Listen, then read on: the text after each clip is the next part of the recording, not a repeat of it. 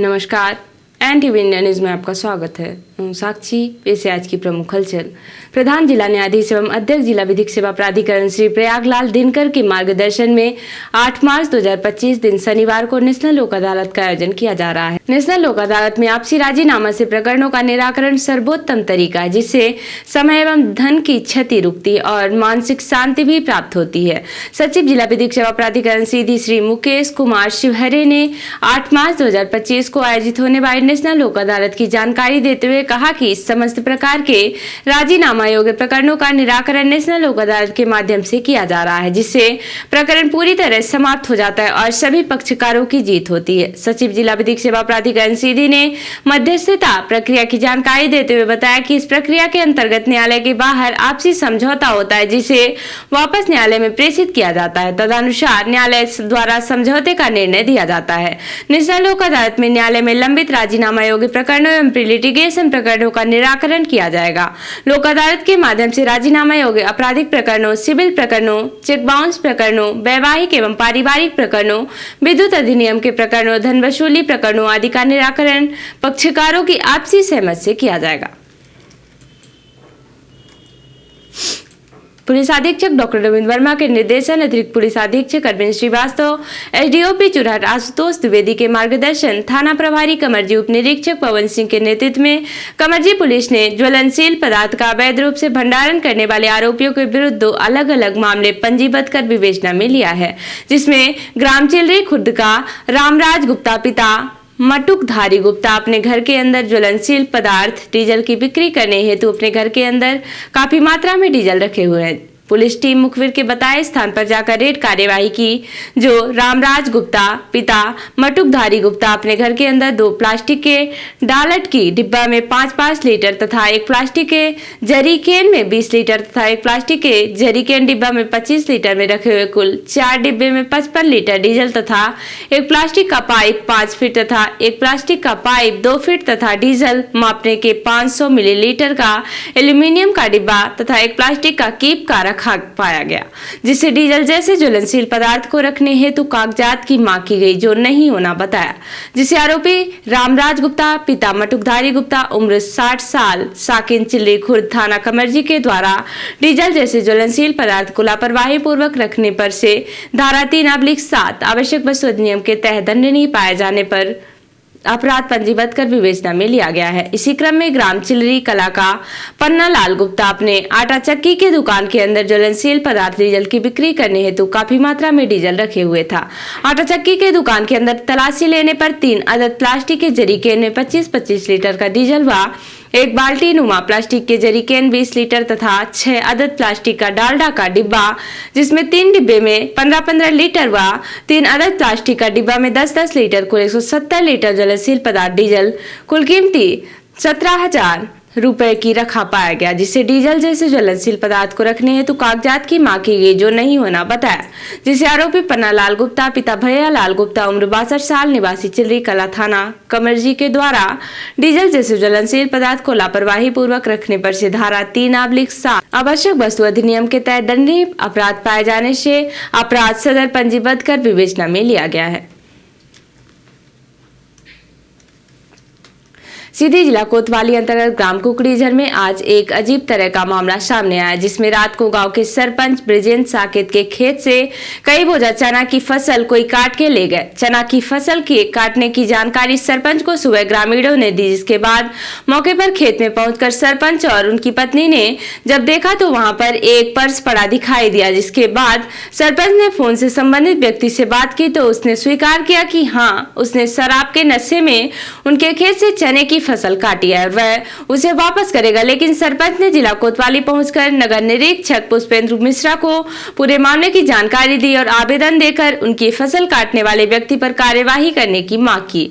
जिला कोतवाली में अपनी शिकायत दर्ज करने आए ग्राम कुकड़ीझर के सरपंच ब्रिजेंद्र साकेत और उनकी पत्नी ने इस दौरान NTV इंडिया न्यूज को पूरे मामले की जानकारी दी और कहा कि वह चाहते हैं कि इसमें पुलिस कार्यवाही करे।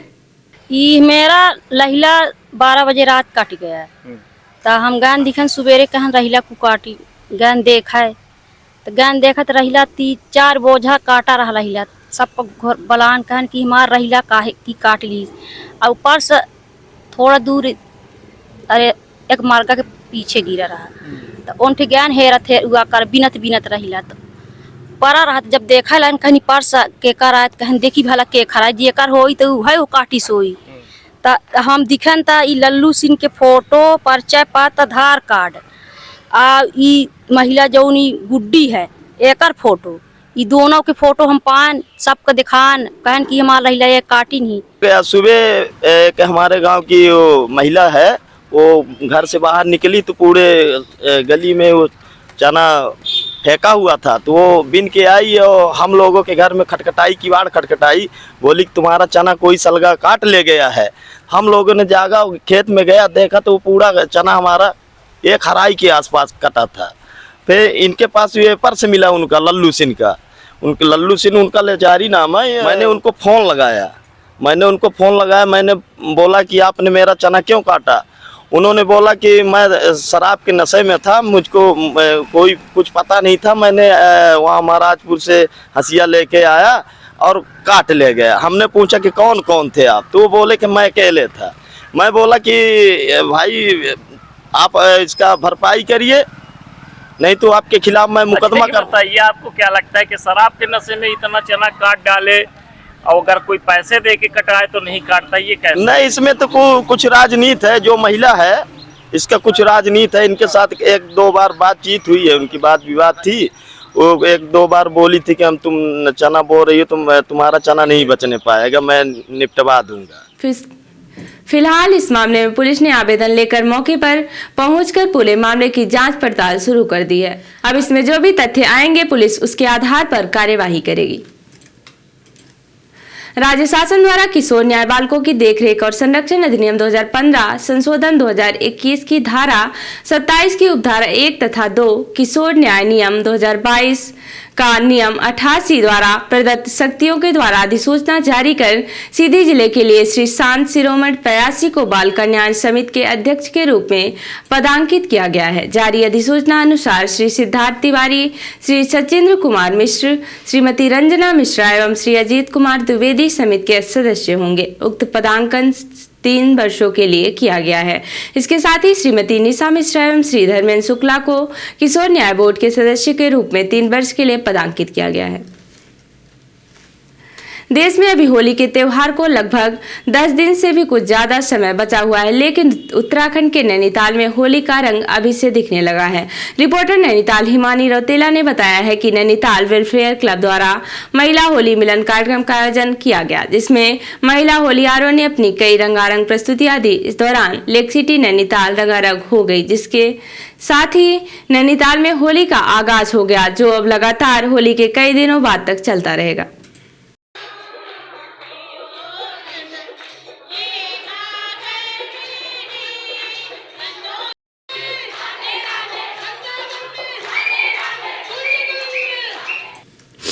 और अब पेश है प्रादेशिक हलचल। एमपी में किसानों को 5 रुपए में बिजली कनेक्शन मिलेगा। अभी 7,500 रुपए में मिल रहा। सीएम बोले 30 लाख सोलर पंप भी देंगे।